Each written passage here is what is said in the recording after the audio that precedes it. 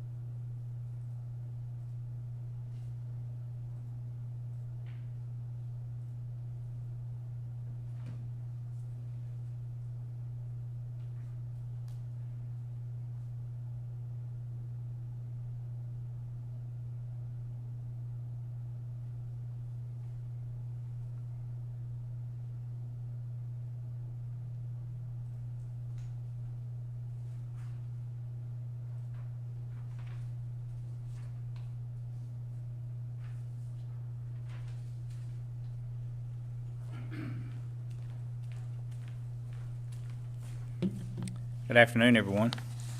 Hope everyone's having a good day today.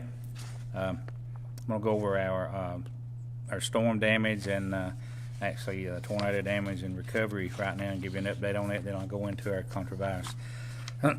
Our virus update. We do still have the DOT and the forestry here in our county. We will have for the next 4 to 5 days. Actually, through Sunday, the DOT, they're going to work Saturday and Sunday. Long days all the way into that, and then they'll be back. They'll be going back to their territory after Sunday, and we appreciate them so much because they're really doing a lot of work, a lot of help to us as far as our county crews. The brush, as far as I mentioned this yesterday, if you didn't hear this, we're keeping that open. The actual landfill 7 days a week, all the way through from daylight till dark. If you're doing your own cleanup, you're welcome to come in and that's for the brush. Transfer station still open at regular hours. That's for normal daily garbage.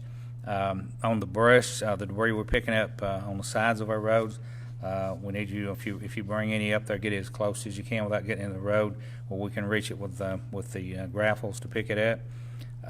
You have to, of course, we want brush only right now. Just it has to be separated. We can't take any particles of houses or anything like that in this right here.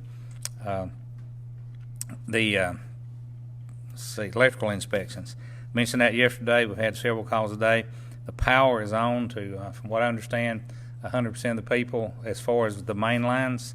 The only thing about it is, if you didn't have your entrance line ready, or say you had problems there where it pulled it out of your house, you need to have that actually done, and inspected, which that's where we come in. And we'll do that, at any time. If you just call me, we'll get that done for you. And that way we scan it and we email it back to Georgia Power, and then they have it. And they've got a team right now working on, just cut-ins. And so just as soon as you, or if you haven't got your power back on because of that, as soon as you get ready, if you just give us a call me on my phone and let us know. Carrie, that was. Did you call about that? And make sure is it 100%? I mean, the way I understood it on the power. So It looked like 100. that's what it looks like just looking. So, but if not, if not, give us a call. We'll check into that and see. Okay, I want to move into the Cloudland Canyon also. I told you yesterday we had a meeting or had scheduled this morning. This is on the virus. Pertaining to the virus and the people coming in the park and all that. We've got a lot of concerns with that. We had a lengthy meeting today. We had our state representative, Colton Moore, Jeff Mullis, our state senator. We had several people there from the DNR, the Parks Department, their law enforcement, with the game wards. The sheriff's going to speak on that, I'm sure, in a minute. But it was a pretty lengthy meeting. A lot of things were brought out. They're making an effort this weekend like they've never done before. There'll be signage up there. They're going to actually, when the park reaches that 150 mark, they're shutting it down, and they're not going to have people waiting in line to go one and one. They're going to shut it down and send the people on the way up to 2 to 3 hours possibly if time permits, and then they will text these people that actually have contacted them and let them in one at a time. So they've got a plan. I don't know. I know our plan was to actually hope that they did close it down because of the traffic and the people coming out in the community.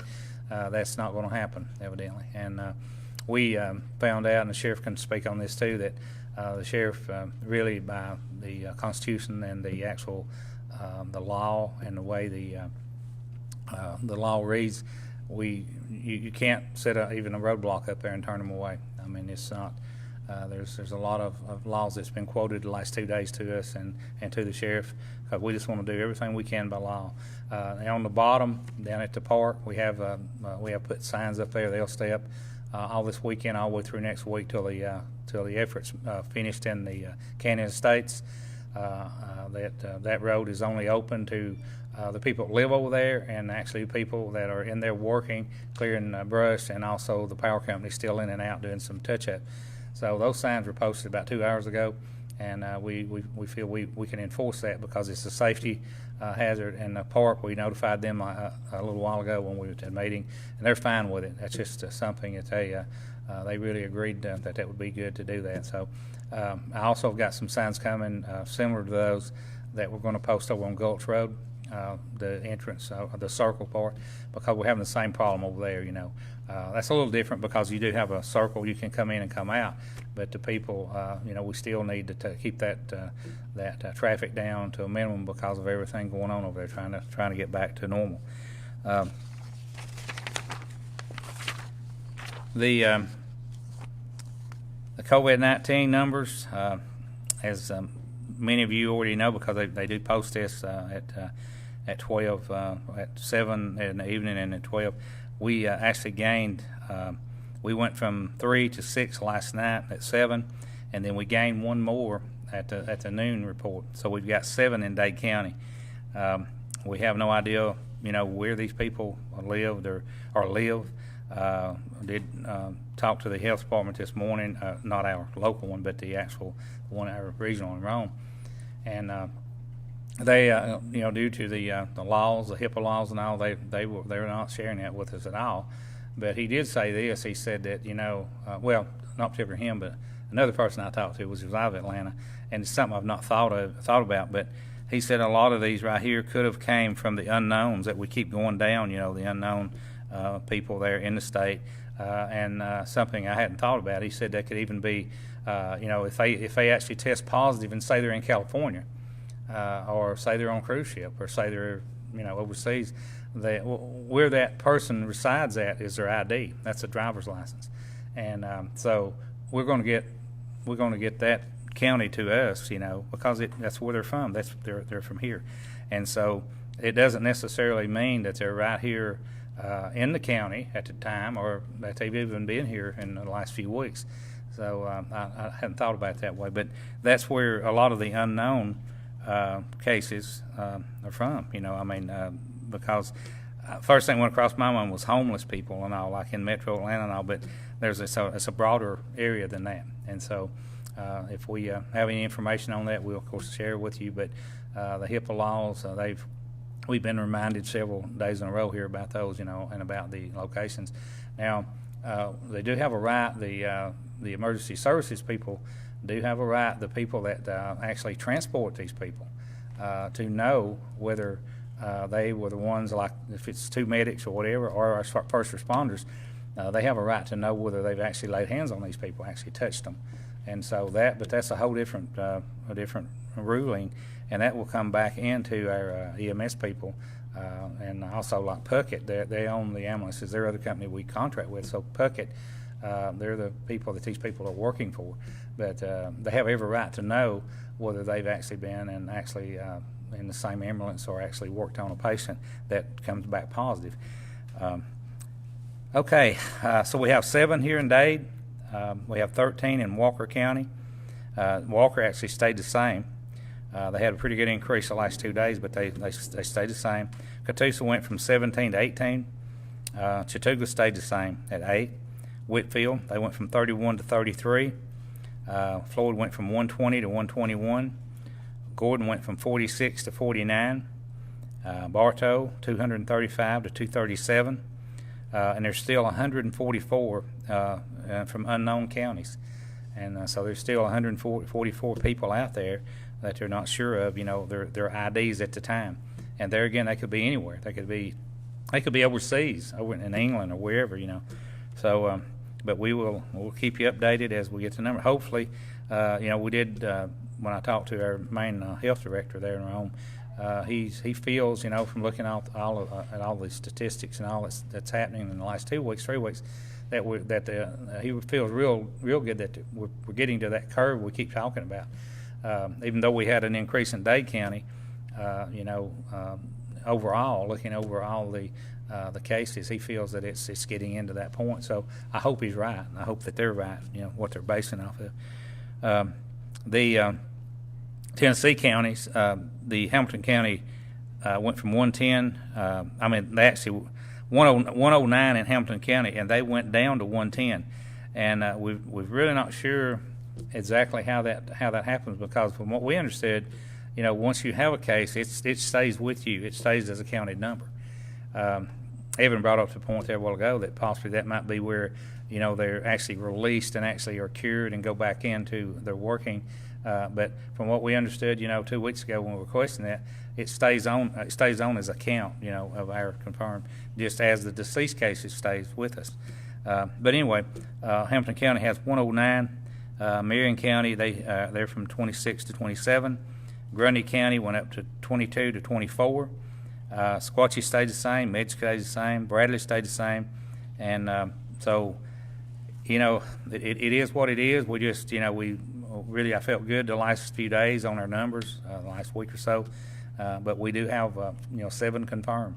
And as I said, whether those 7 are here in the county, they will not tell us. We know that their residents are here in the county. I put it that way, that they are Dade Countyans. So let me see if there's anything here I want to go back over with on this. And if you got questions, go ahead and start to send them to Carrie. Be glad when we get through here to answer anything. I don't think there's anything else that on this that I need to really. Seem like there was something else.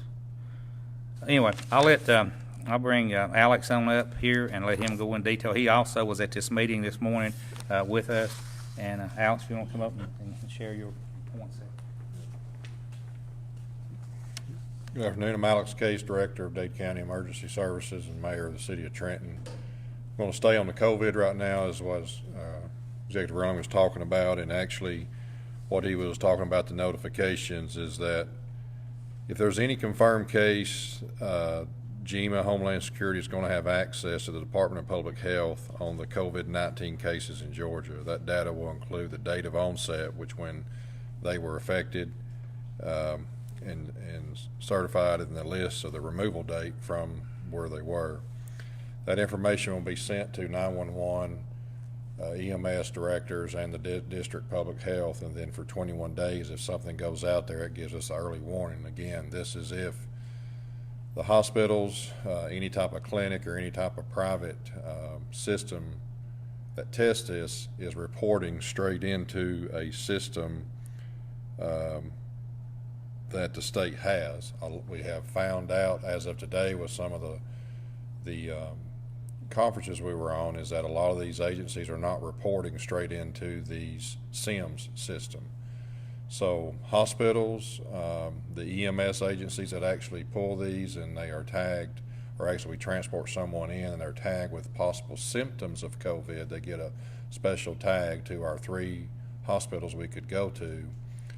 Then the patient care reports that has all the HIPAA information that is sent into the state within 24 hours of the dropping them off at the ER, if they've got that potential and do get tested, and they're tested from the hospital contacts the local directors. They're also contacting the regional director, then Homeland Security. So again, it's a whole new ball game. We're trying to get this information because we're just as worried to make sure our first responders of the 7, we know of the 2 that we did actually carry with EMS. But again, it goes back to the personal protective equipment that our folks are using, that we're using on every call. We treat every case a specific way. When we ask specific questions, are you chilling, fevering, do you have a cough, a persistent sneeze, or congestion, have you having difficulty breathing, several things like that. If it is, we put on we add a gown and different respirator and even maybe a Tyvek type suit to protect the paramedics. So we're working hard to get this information. We're barking loud up the chain, as we mentioned this past week with Senator Mullis, and there's got some new things that was just sent to us by email, the way this chain's going to work, so we're going to continue to work hard for that. We did receive a call today on the request for assistance on all the extra equipment that we are actually purchasing for the protection of this. Some of the stuff was brought to us by the strategic pile from the federal, and that is very limited, but we've had to make several purchases on top of our daily EMS personal protection. We got our Dade County Sheriff's Office, our Trenton Police Department, our 7 volunteer fire departments that we're looking down the road. We try to work week to week. The fire departments have made some special things to help that. Everything the Sheriff Cross and Chief Smith has done is actually we're meeting people outside or calling by phone. Our public transit, our transfer station, we're having to wear all this PPE, and they can only use it so long, and it's we call it a burn rate. We're watching our burn rate every day. We look at it at the end of the week, and either we request more or we have to purchase more. So now we're looking to help reimburse our taxpayers' funds of what hopefully 75% of that back to help us with that. So again, appreciate everybody continue to help do this with our social distancing and what we're doing. This morning, we started early with other strike teams. Now we're talking about the tornado events.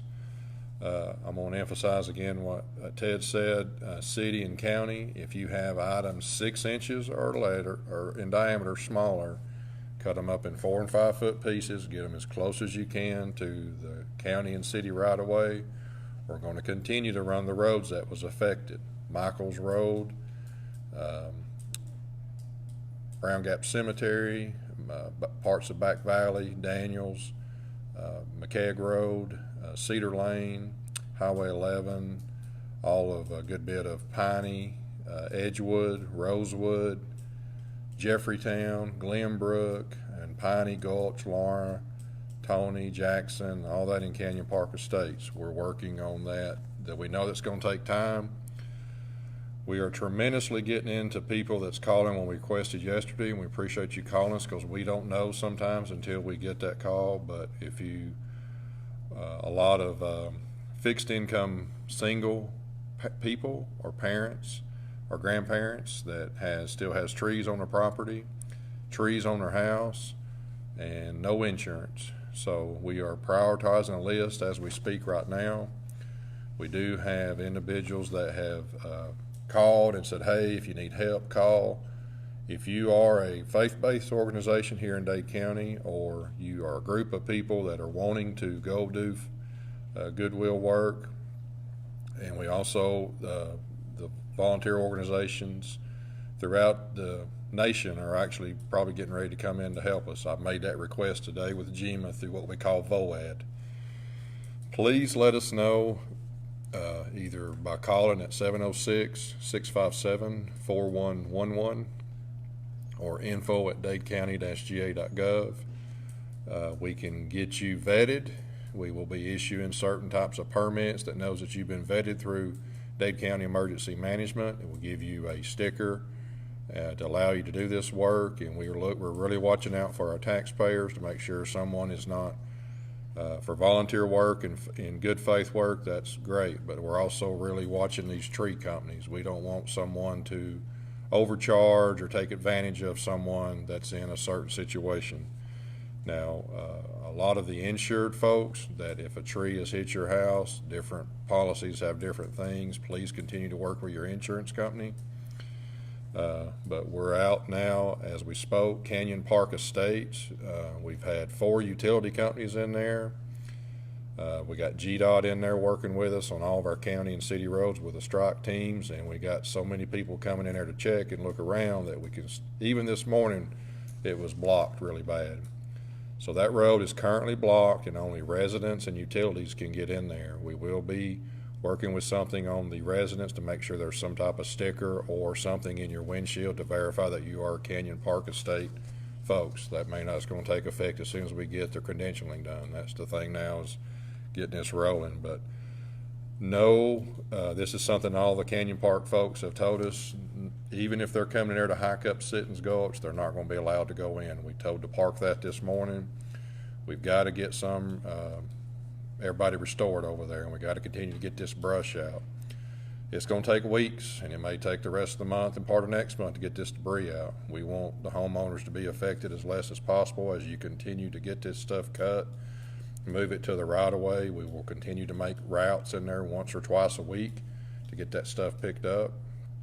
That's our goal. Or if you haul it to the Dade County Transfer Station at 888 Sunset Drive in Trenton, we have our spot in the back for you to put that in, and we're going to do that for all the areas of the affected county and city area to continue to keep doing this efforts to help the taxpayers. As of today, we talked about windshield surveys. I think I reported originally we had 102 homes affected of this. Now we're doing what we call door-to-door. We did do a flyover with FEMA to help get for individual assistance, a different perspective look. We actually found a RV or a modular home that was on the bluff that got flipped off the bluff from Highway 301. No one was in it, but it was a item that the FEMA man seen, and we're able to go back and find that, and there were several things we seen through that. So what we're doing now is a door-to-door survey, and we're finding out who's insured, who's uninsured. So from the door-to-door survey, reworking some of our areas, we're up to 144 homes that have been touched by this tornado. We have 105 homes that were affected. 14 of those homes were no insurance. Minor damage, we had 20 homes. 7 of those homes had no insurance. Major damage to the homes, there was 11. 7 have no insurance. And we have 8 completely destroyed type homes. And this is residents and modular homes. 7 of those had no insurance. Now we also have a section of we have to ask of low income, and we do have a major part of some low fixed income like we talked about a minute ago that may not stuff to be turned in. So if you're interested in helping with as a faith or goodness as a Dade County, and please give us a call. Let us help manage that and vet you to go out into these areas. The city and the sheriff's office will be watching for these folks. They'll be looking for these stickers and stuff on these groups that's working. Again, we're doing this for the safety of yourselves, signing release of liabilities for us, and then also making sure you're taken care of. So that's all I have. If you have any questions, we do appreciate what everyone is doing. This is a great time as the community brings this through. It done it in 11. And it's so strong right now for what the community's doing for their neighbors and their friends. So again, please give us a call if you have any information, and we really appreciate what everyone's doing, and please be safe. Hey, Sheriff.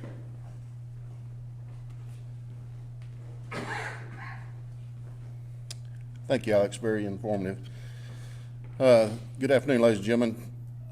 I have just left the Piney area, Cloudland Estates, and went up on Michael's Road. Michael's Road looks good now. There's not much traffic on it. Piney area is getting cleaned up. In Cloudland Estates this morning, I was over there, and I had to run a couple people out there that were not residents that were coming to go to the park, and told them they need to go to the top. So I have an officer stationed over there now with his blue lights on, stopping people if they're not residents to and ask them to leave the area.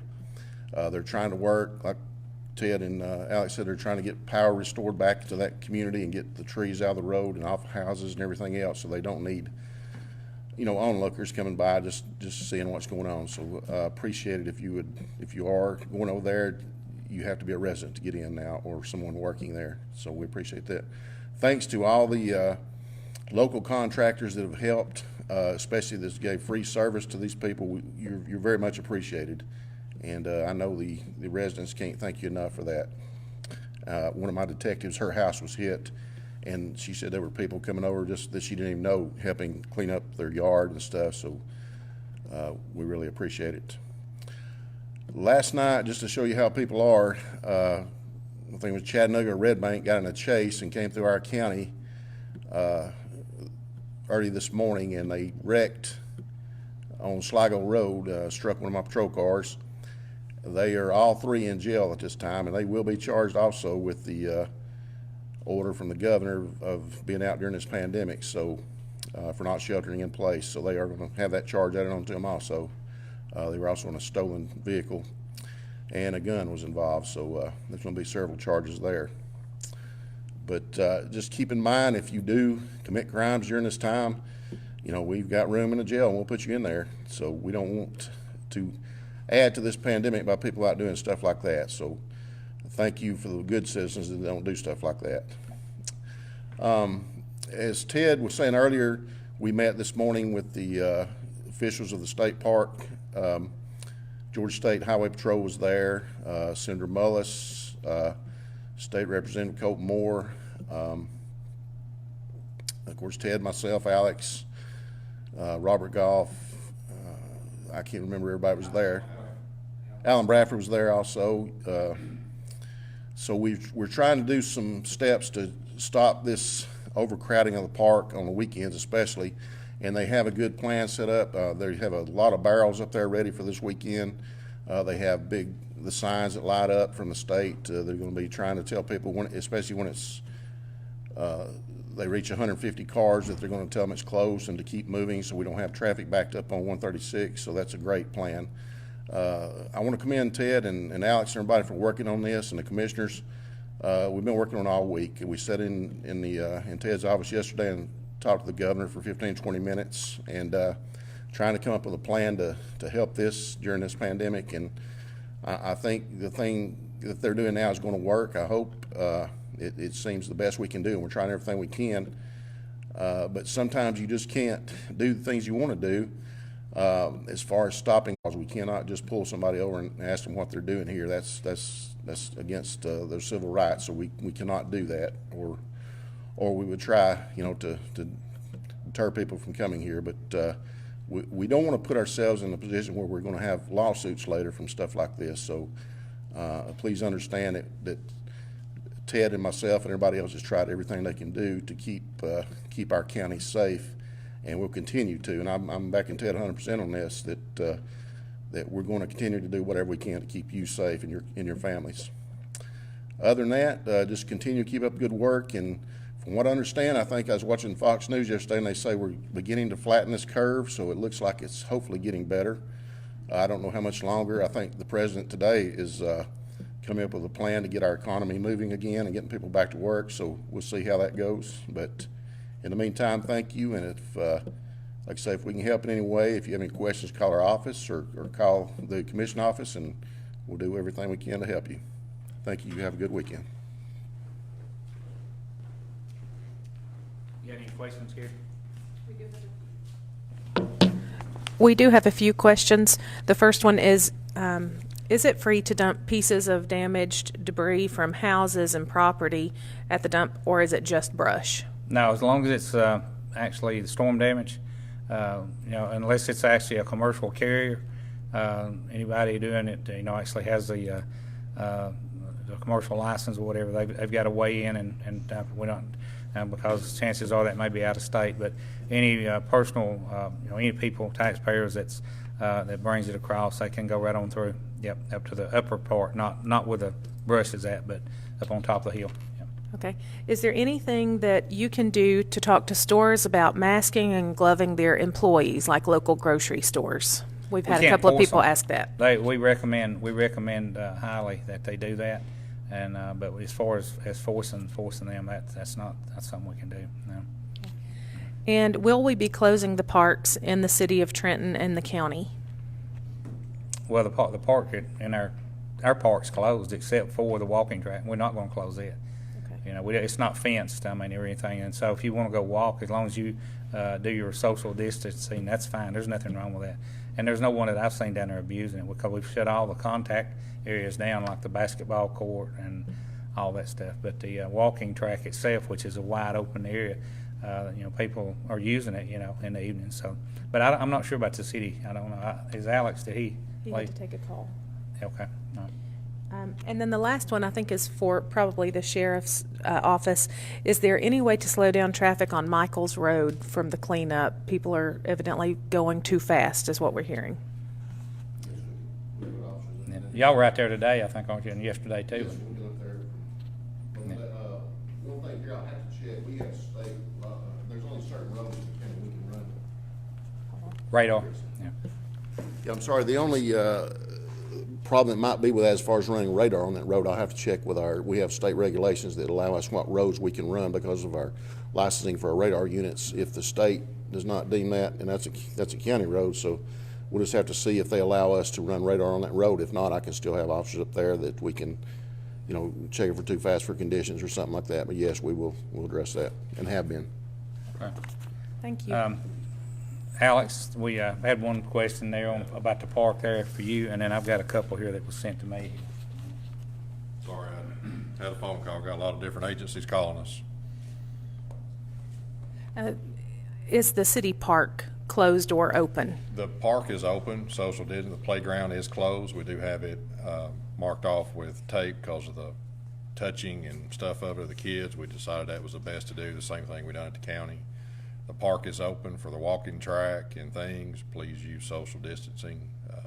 But the Civic Center is still closed for all events as the social thing, but the park is open. Again, our city officers are patrolling that. If they see a large gathering, they are educating of what social distancing is. Also, Alex, I had a question. Some people out there that are, they do not have insurance and all, and they've questioned about when we might know whether we're actually FEMA or GEMA, if they're going to get any help from that. How many days, weeks, or will we even know in that length of time? We don't. We are currently still gathering that information. I just updated before I walked in here while I was a little bit late on what we call our web emergency operations center to GEMA. Our current numbers as of our person-to-person contact today that we were doing, we started at 7 o'clock this morning where we got up to 144, so we're doing that. I don't know right now if there is somebody right now that needs assistance or some type of thing. We're working with Red Cross and Salvation Army. We got 3 more called in today. I was just emailing Red Cross back of that of some other information. I just sent 3 more people in. So please call that 706-657-4111. Or if you know somebody, or get them, please, we need their address they were at, who they are they working with insurance or no insurance, and what they need. We did find one that lost a lot of clothes and a lot of stuff today, so that's what we're processing through. But we do have those immediate needs, things that can be done for a few days, and we are still looking for some reasonable rental property. So please, if you've got anything or know anybody, the 3 I talked to today, they are looking for some type of rental property. All right, thank you. The only other thing I want to comment on was actually the 2 things. Start with the park. What they're doing, of course, as we said, the governor's not going to close it down, but they are on their website and all. They're actually trying to convince people, not to come to this park or the larger park. They're actually on the website, and actually, from what I understand, even some of the news people there, they're trying to convince people to go to their closest state park to their residents, and that's one good thing. And then even here on their website, they're stressing that once there's 150 cars in there, that park's closed, and it's going to be closed for several hours. In other words, you're not going to be able to sit out there at the gate and wait till one comes out and one goes in. So, if it's late in the day, the chances are you're not going to get to enter the park anyway. And so that's one thing, and they're putting that out. Started, I think, from what he said yesterday or the day before, and so that's just ways that they're trying to deter people from even coming up here to this park. But I guess that's the next best thing to closing it, But also as far as the HIPAA law, I keep saying we're trying to do everything by law, and that's something we're for sure not going to violate is the HIPAA law. We had some people, nicely question that about we're not wanting names or addresses for public to put out on the public. We just need to notice, like Alex had mentioned a while ago, these people that we have that are working in that field. We need to know for their sake, whether that person was positive, and if legally we can put out the actual, maybe not the, we could put out the not the address, but actually the part of the county that these people may be located. It would be nice. From what I understand, we're not even allowed really to do that by HIPAA. Possibly can by law, and all the information that we are getting as we get it. So I'll assure you that. So have you got the website of the health department? Actually, that website that they can go on every night. If you'll just check that after 7, you'll see what we see, because that's where we're getting it right now. And then each day at 12 o'clock noon, you can go on that website, hit it, and it'll come up and tell you exactly right to that minute the actual cases throughout that we have. So, but we'll if there's no further questions, we'll be back here tomorrow at 3 o'clock. And I appreciate everyone. Like Alex and the sheriff said, we've got a lot of positive people out there. A lot of people out there that really are working here to help us, not only on the cleanup, but on this virus. And a lot of people are doing what they're supposed to do, and we appreciate that. And as I said a while ago, just because we are up here to 7. We know 3 of those cases are, of course, here in Dade County, but the rest of them, they could be anywhere. They could be not even in this county at all. But appreciate everyone understanding that, and we'll talk to you tomorrow. I'll be back here at 3 o'clock. And if you've got any questions, just call me, as always, on my cell, 423-667-899. And I appreciate everyone. Thank you.